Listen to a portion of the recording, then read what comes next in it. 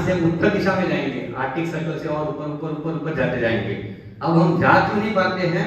इसलिए नहीं जा पाते हैं कि जैसे जैसे उत्तर में जाएंगे वैसे वैसे ठंड बढ़ती जाती है, और जितनी ठंड बढ़ती है माइनस माइनस माइनस माइनस, कहा गया साइंस में कहा गया कि -234 डिग्री में श्वास भीतर जाए, फ्रीज एंड आउट, श्वास बाहर आएगा नहीं और व्यक्ति वहीं पर मृत्यु को प्राप्त हो जाएगा। अपने मृत्यु के एवज में कोई भी डिस्कवरी करता नहीं है।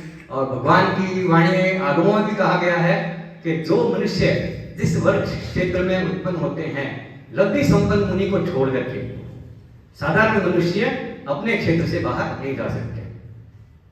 लब्धि संपन्न कोई विद्याधर संपन्न हो या और कोई लब्धि संपन्न हो जो एक लेग में तो मेरू पर्वत को पहुंचे, एक लेग में नंदीश्वर द्वीप पहुंच जाए और तीसरे लेग में जहां से शुरू किया वहां पर पहुंच सकता है। लेकिन साधारण मनुष्य की इतनी क्षमता नहीं है कि अपने वो वर्ग क्षेत्र से बाहर जाए, क्योंकि चारों ओर जो घेराव आया हुआ है वो ठंडी का, शीतलता का आने के कारण कि ऐसा भी कहा गया कि जम्बूद्वीप में गंगा जहां जाके समुद्र में मिलती है वहां ठंडी होती जाती है, एकदम प्रदेश जो है वो ठंडा पड़ता रहता है। जैसे जैसे ठंडा पड़ता रहता है तो फिर हम वहां पर एंट्री नहीं ले सकते हैं। इसलिए अपने वर्ष क्षेत्र से न तो उत्तर की दिशा में आगे बढ़ सकते हैं, न दक्षिण की दिशा में, न पूर्व की दिशा में, न पश्चिम की दिशा में, क्योंकि पूर्व में अंटार्कटिका है और पश्चिम में भी अंटार्कटिका है। तो ये जो दूसरा पहला भौभूमि आएगी जहां पर केवल तीसरा आर्य लगता है, तीसरे आर्य के जैसे भाव लगते हैं, वो है हेमवत क्षेत्र। और फिर उसके ऊपर आएगा, ये जितना भी है आगे का आगे डबल डबल होता जा रहा है क्षेत्र। एक होता है ये बाहा जीवा, एक बार पिक्चर का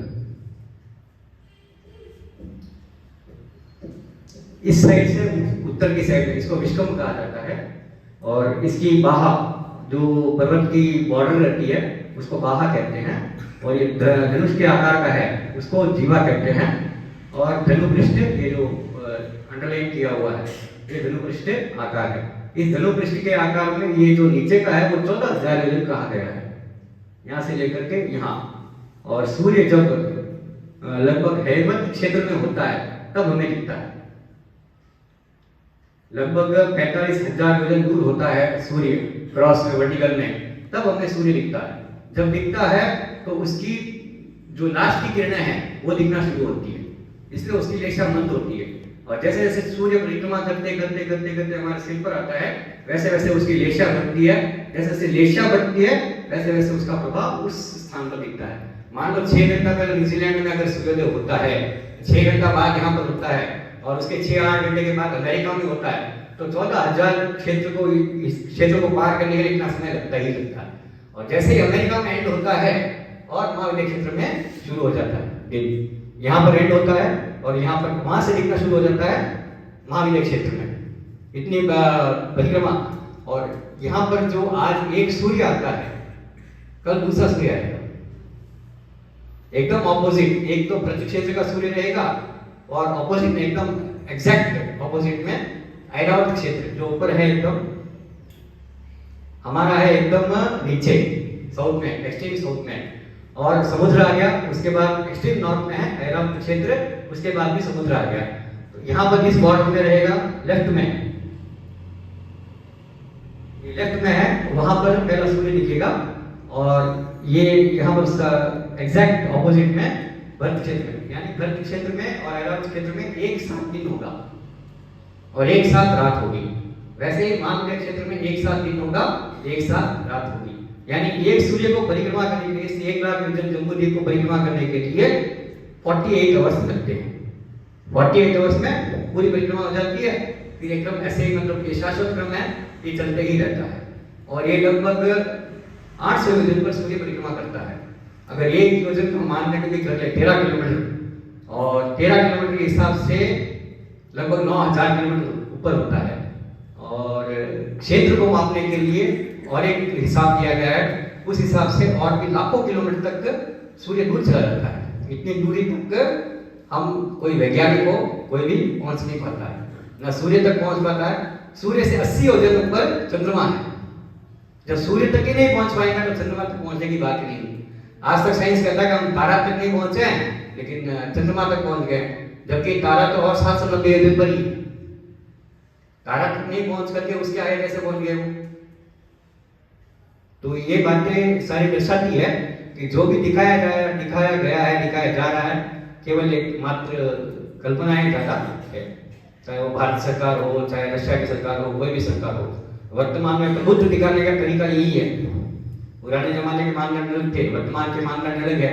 तो अपने प्रभुत्व दिखाने के लिए कि हम पहुंचे, हम कर सकते हैं, हम क्या भी नहीं कर सकते, हम सब कुछ कर सकते हैं, ये होड़ सत्ता की बनी रहती है। इसलिए तो हेमवत क्षेत्र के बाद आएगा ये पर्वत, महाहिमवान पर्वत।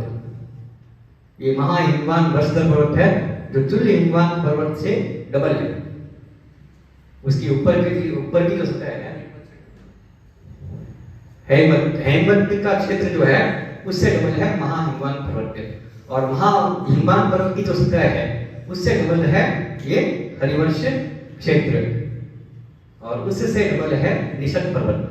ये हरिवर्ष क्षेत्र है, यहाँ पर हमेशा दूसरा आरा चलता है। दूसरे आरे के जैसे भाव होते हैं, वहां पर हरिवर्ष क्षेत्र में दूसरे आरे 2 पर्यगुण मनुष्य का आयुष्य और 4,000 धनुष्य उसकी काया।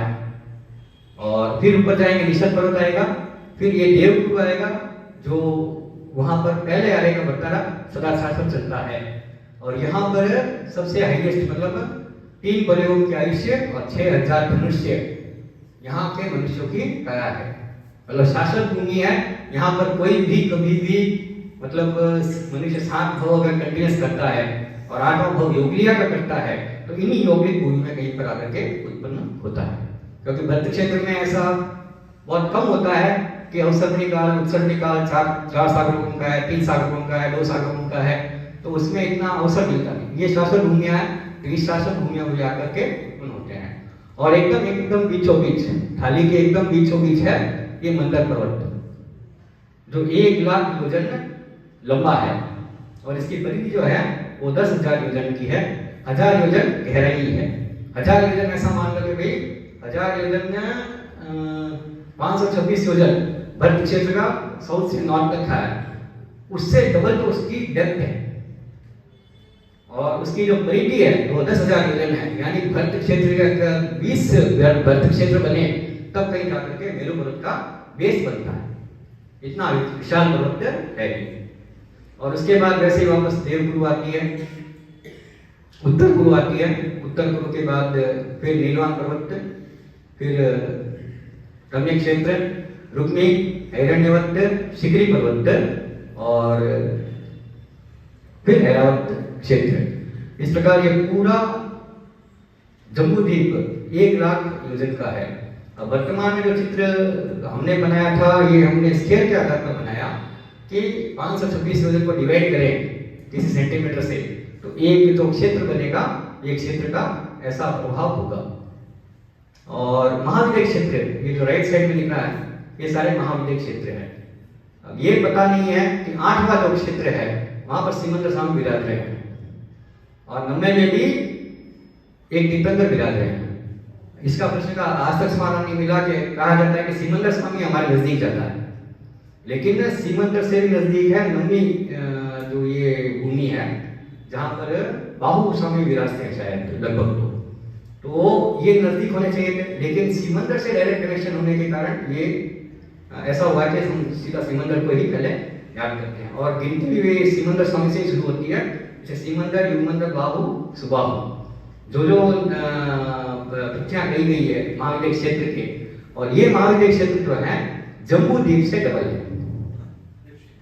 भरत क्षेत्र से जो एक विजय है, एक साइड 16 विजय है और एक साइड 16 विजय है। पूर्व विजय में 16 विजय है और पश्चिम विजय में 16 विजय, ऐसे 32 महाविद्य क्षेत्र है। कहा जाता है कि 5 कर्म भूमियां हैं। 5 कर्म भूमियों के एक जम्बू द्वीप में 32 क्षेत्र होते हैं, 32 और 2, एक भरत और एक ऐरावत। ये टोटल मिला करके 170 भूमियां होती हैं। जब 5 घाट की, पूर्व घाट की, पश्चिम घाट की, पूर्व पुष्कर और पश्चिम पुष्कर, इस प्रकार से उसको जब हम समझते हैं तब जाकर के ये पूरी गिनती बैठती है। 170 क्षेत्र होते हैं। लेकिन ऐसे 15 कर्म भूमि गई है, लेकिन 15 कर्म भूमि के अंतर्गत ही 16 विजय पूर्व में और 16 विजय अपर विजय में। अपर विजय में धीरे धीरे जो विजय है नीचे जाती है, स्लैंट होकर के 1000 योजन तक वो गहराई में जाती है, ऐसे स्लांट होती है, स्लांट होकर के लास्ट में 1000 योजन तक जा करके वह नीचे तक जाती है, इसलिए उसको वह अधोलोक का स्पर्श करती है, इसलिए अधोलोक में मनुष्य पाए जाते हैं। लास्ट में जाती है लेकिन वो स्लैंट होकर के जाती है, एक एक एक एक एक ऐसे। मूल में जो 1000 योजन तक गई है वो 2 विजय मात्र की लास्ट में, यहाँ पर जो चित्र बताया गया है उसके हिसाब से। तो ये मोटा मोटे रूप में ये इसको ऐसे मान लेंगे भाई, जम्बू द्वीप का आकार प्रत्याकार 1 लाख योजन का है, और इसके सारे किसका योजन कितना क्षेत्र है, जम्बू द्वीप का कितना है, महाविजय का कितना है, कहाँ विजय में कहाँ मनुष्य पाए जाते हैं, कहाँ जंगल पाया जाता है, ये और डीप ज्ञान है। क्योंकि उसके एक एक विजय में डबल क्षेत्र होने पर वहां पर तो चौथा आरा ही बरतता है हमेशा महाविजय क्षेत्र में, और उसके भी सेंट्रल मोस्ट पार्ट में, क्योंकि ये लगभग 16,000 योजन है। ये जो लाइन दिख रही है महाविजय क्षेत्र, ये इस साइड से लेकर के इस साइड तक 16,000 योजन है, और ऐसे उसका अगर विश्कम कहा जाए तो 1052 योजन है जो रिक्वायर्ड एरिया है। 1052 के मध्य में ही महाविजय क्षेत्र के मनुष्य रहते हैं। जैसे हम भरत क्षेत्र से बाहर नहीं जा सकते हैं, वैसे ये भी अपने क्षेत्र से बाहर नहीं जा सकते। उनके भी सीमा की गई है, उस सीमा से वे अतिक्रमण, उस सीमा का अतिक्रमण वे भी नहीं कर सकते हैं, और ना ही महाविजय क्षेत्र में मतलब नॉर्थ साउथ में जाया जाता है, क्योंकि एक साइड तो आ गया सीतोदा वन और एक आ गया, एक साइड आ गया सीता वन। उस वन की भी इतनी लंबाई है कि उस क्षेत्र में भी वहां के मनुष्य जा नहीं सकते। केवल लवण समुद्र में जो जा सकते हैं वो यहाँ जम्बू द्वीप के मनुष्य जा सकते हैं या ऐरावत द्वीप के मनुष्य जा सकते हैं, और कोई द्वीप के मनुष्य और कोई क्षेत्र के मनुष्य समुद्र में नहीं जा सकते।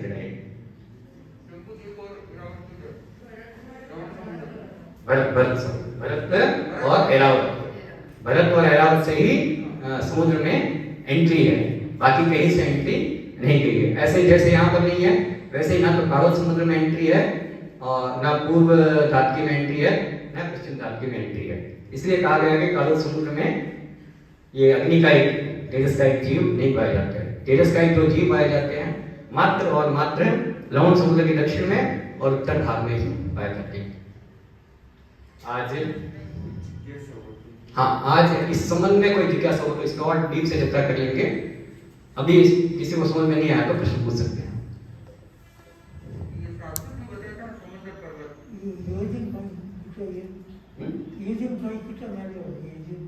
योजन का ऐसा कहा गया कि आत्मांगुल के हिसाब से 13 किलोमीटर 1 योजन कहा गया है, और 13 योजन से अगर मैच करें तो वर्तमान में जो उत्तर चाइना का एकदम एक्सट्रीम बॉर्डर और ये भारत का एक्सट्रीम बॉर्डर, तो उससे लगभग मैच होता है।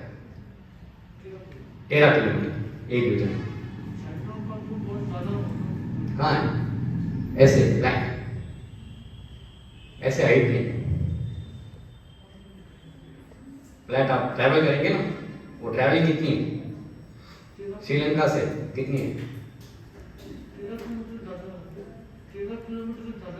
1 योजन है, 526 योजन लगभग 6,500 किलोमीटर, और ये 14,000 है योजन, तो 14,000 योजन का हिसाब लो इंटू 13,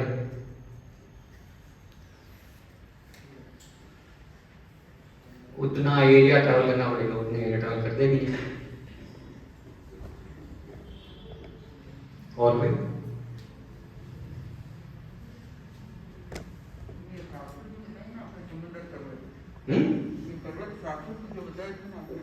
पर्वत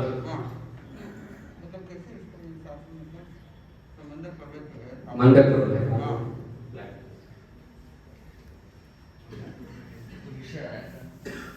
मेरू पर्वत का विषय और हाँ, मेरू पर्वत का विषय कल आएगा। आज केवल क्षेत्र को जानना है कि किस क्षेत्र के बाद क्या क्षेत्र आ रहा है, तो कल मेरू पर्वत के विषय में आगे चर्चा हो सके। कॉमन लैंग्वेज में समझाइए कि इंडिया अभी मून पर नहीं पहुंचा है करके आप बोल रहे हो, हाँ हमारे लोकपाठ के हिसाब से कॉमन लैंग्वेज में समझाइए, थोड़ा हेवी हो गया समझ में। नहीं डिस्टेंस के हिसाब से क्यों नहीं पहुंचा आप? एक तो है कि चंद्रमा जब परिक्रमा कर रहा है तो उनको बिना हिले डुले वाला चंद्र कहां से मिला, फर्स्ट पॉइंट। और ऐसे अनेक पर्वत है जहां पर व्हाइट ऐसा के स्फटिक पर्वत सारे हो सकते हैं, कोई बड़ी बात नहीं है।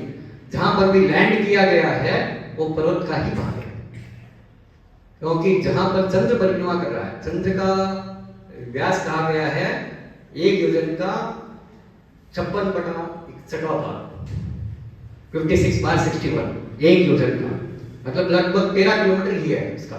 अब वो चंद्र विमान पर जाकर के बैठे कैसे हैं? और चंद्र विमान का आकार कहा गया है अर्धकपीठ के आकार का। अर्धकपीठ में नीचे जालियां बनी हुई है, उस जालियां में शीतल पुद्गल रखे गए हैं, मणि मुक्तक ये सारे रखे गए, वैडूर्य मणियां रखी गई है। उन वैडूर्य मणि का प्रकाश यहाँ तक पहुंच रहा है, और वो भी प्रकाश जैन सिद्धांत की मान्यता है जो पुद्गल होते हैं, पुद्गल प्रकाशित होती है, लाइट ट्रैवल करता है, ऐसा जैन धर्म की मान्यता नहीं है। वो लाइट एक पुद्गल को अभासित, पुद्गल में क्षमता होती है अभासित होने की, योग मिलता है तो, और वही पुद्गल अंधकार को प्राप्त होता है अगर उसको प्रकाश का योग नहीं मिले। तो ये जैन धर्म की मान्यता है। तो जो भी जहां पर भी पहुंचा है, इसके विषय में स्टेटमेंट तो हम नहीं दे सकते हैं, लेकिन ये चंद्र तक तो पहुंचा ही नहीं, क्योंकि अगर चंद्र तक पहुंचते उससे पहले तारा मिल जाता, क्योंकि तारा कहा गया 65,975 करोड़ कोटि प्रकार के तारे कहे गए हैं। एक तारा भी उनको मिला नहीं, उसे चंद्र मिल गया, संभव नहीं लगता।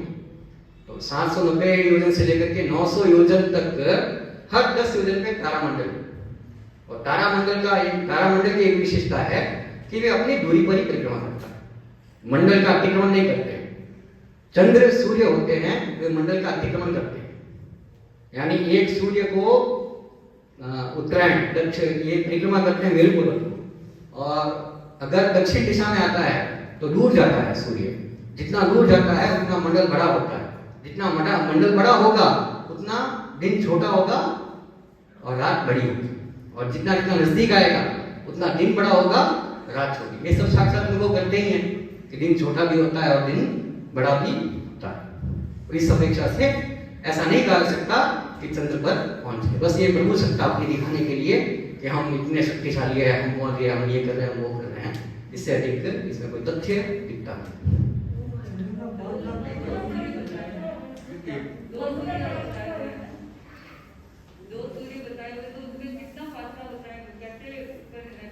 बस 1 लाख योजन का बराबर वर्टिकल फासला रहता है, ऐसे क्रॉस वर्टिकल, मतलब एक सूर्य यहाँ रहेगा तो एक सूर्य यहाँ रहेगा, और वो आज एक मंडल में आएगा तो उस सूर्य का मंडल वही रहेगा।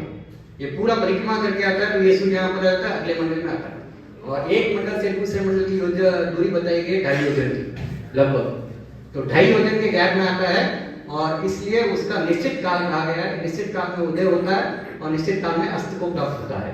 लेकिन जो 35 योजन का कहा गया है, चंद्रमा के विषय में चंद्रोदय का समय एक जैसा नहीं रहता है, पूरे साल में अलग अलग समय में वे बदलता ही रहता है। कभी चंद्रोदय 3 बजे होता है, कभी दोपहर में 3 बजे हो जाता है, कभी ये कभी वो, इसलिए ये दो सूर्य एकदम ऑपोजिट रहते हैं।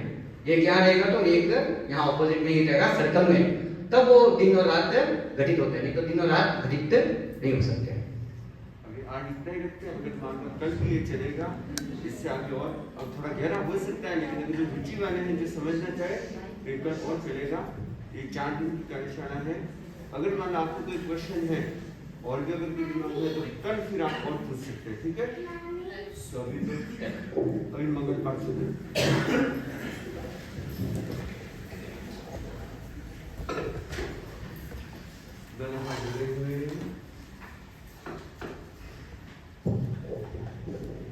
नमो अरहंताण नमो सिद्धाण नमो अय्याण नमो वज्राण नमो भगवे सर्व साधनं ऐसो पंचन मुक्कारं सब पाप पणासनं मंगलानि च सर्वेसिं पडनं भवै मंगलम चट्टारि मंगलम अरहंता मंगलम सिद्धा मंगलम साम मंगलम केवली पंडितो धम्मो मंगलम चट्टारि लघुत्तमा अरहंता लघुत्तमा सिद्धा लघुत्तमा साहु लघुत्तमा केवली पंडितो धम्मो लघुत्तमो चट्टारि शरणं प्रवज्यामि अरहन्ते शरणं प्रवज्यामि सिद्धे शरणं पवज्जामि साधु शरणं पवज्जामि केवली पंडितम धम्मं शरणं पवज्जामि विघ्नहरण मंगलकरण स्वामी विष्णु नाम गुणगोरख स्मरण किया सरे अचिंत्य काम सरे अचिंत्य काम सरे अचिंत्य काम। श्रवण भगवान महावीर स्वामी की आद्य प्रवर्तक आचार्य श्री भिक्षु की ज्ञान का शास्त्र आचार्य श्री महाश्रवण जी की